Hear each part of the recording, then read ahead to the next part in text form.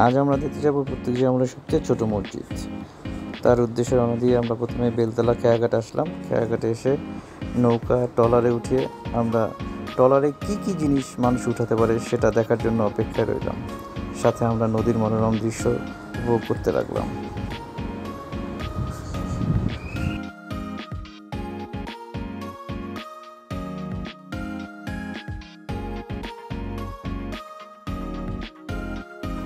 বরিশাল শহরের যত বড় বড় লঞ্চ এই খেয়াঘাটের এখানে নির্মিত হয়।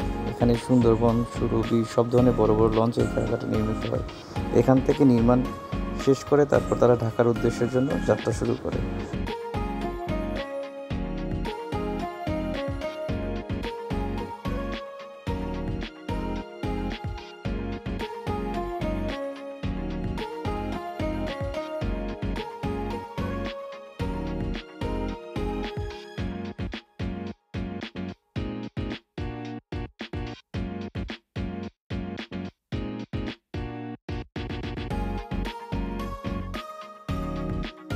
সব মালামাল এবং লোকজন যখন ট্রলারে উঠে যায় তখন ট্রলার আস্তে আস্তে করে ছেড়ে দেয়। ছেড়ে দিয়ে আমরা নদীর ওপারের উদ্দেশ্যে চরহোগলার উদ্দেশ্যে আমরা তখন যাত্রা শুরু করি।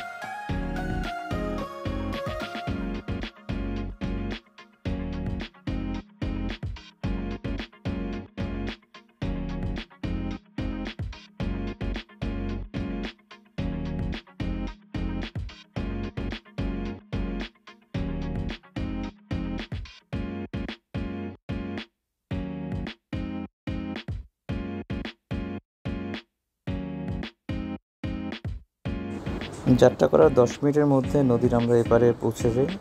এবারে পৌঁছে আমরা আমাদের গন্তব্যের উদ্দেশ্যে ক্রমান্বয়ে আবার যাত্রা শুরু করি।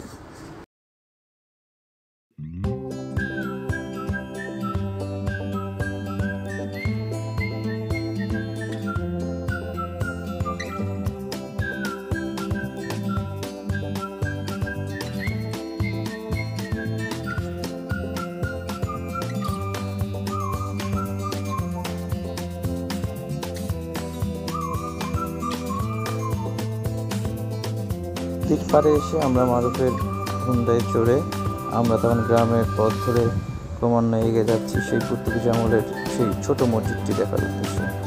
গ্রামের সেই মনোরম দৃশ্য আপনাদের সাথে শেয়ার করার জন্য আমাদের এই ভিডিওতে কিছু দৃশ্য ধারণ করে রেখেছি।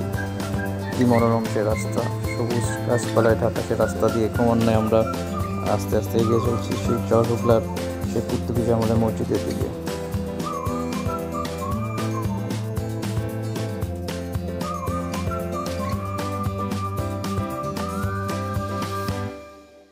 মারুফের বাইকে 10 মিনিটের মতো জার্নি করে আমরা চলে আসি সেই কাঙ্ক্ষিত প্লেসে, যেখানে আমাদের সেই পর্তুগিজ মসজিদ অবস্থিত। এটা দেখার জন্য আপনাদেরকে এখন আস্তে আস্তে করে নিয়ে যাচ্ছি সেই মসজিদের দিকে। পুরাতন একটি গাছপালার নিচে এই 3 জন নামাজ পড়া বিশিষ্ট সেই মসজিদটি, যেটাকে ঐতিহাসিকভাবে অনেকে স্থান দিয়েছে সেই মসজিদকে দেখার জন্য।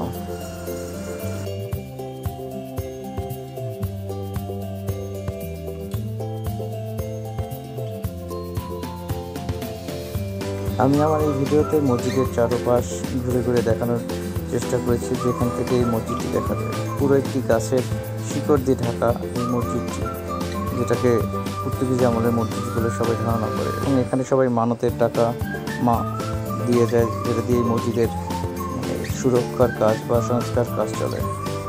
এরপর আমরা মসজিদের ভিতরে আপনাদেরকে নিয়ে যাব। মসজিদের ভিতরে এরকম অবস্থা, এতটুকু জায়গা উপরে এরকম একটা সিলিং, এখানে মাদুর পাতা 3 জন মানুষ বড়জন নামাজ পড়তে পারে।